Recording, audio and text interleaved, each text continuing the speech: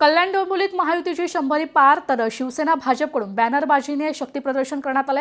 सर्व विजयी उमेदवारांचे बॅनर लावून अभिनंदन करण्यात आलेले आहे।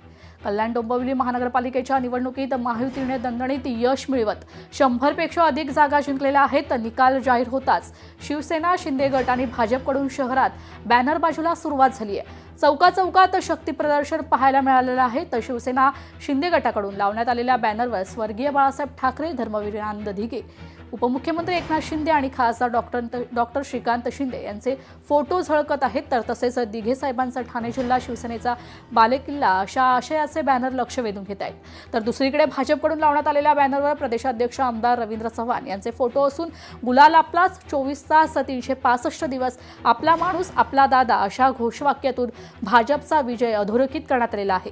काल जाहीर झालेल्या निकालानुसार भाजपला 50 जागांवर विजय मिळाला असून एकनाथ शिंदे यांच्या शिवसेनेला 53 जागा मिळाल्या आहेत। या निकालानंतर दोन्ही पक्षांकडून सुरू असलेली बॅनरबाजी, श्रेयवाद आणि शक्ती प्रदर्शन सध्या शहरात चर्चेचा विषय ठरला आहे।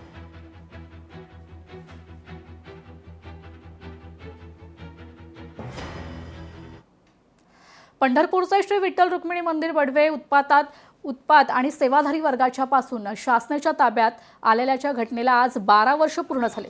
14 जानेवारी 2014 मध्ये सुप्रीम कोर्टाच्या निर्णयानंतर 17 जानेवारी रोजी विठ्ठल मंदिर शासनाने ताब्यात घेतलं होतं। आज यानिमित्त विठ्ठल रुक्मिणी मुक्ती दिन साजरा करण्यात आलेला आहे। यावेळी संत नामदेव पायरीजवळ विठ्ठल रुक्मिणी मातेची आरती करण्यात आली आहे। वारकऱ्यांना पेढे, लाडूचा प्रसाद देण्यात आला। यानिमित्त आयोजित भजन कीर्तनामध्ये मोठ्या प्रमाणात भाविक आता सामील झाले होते।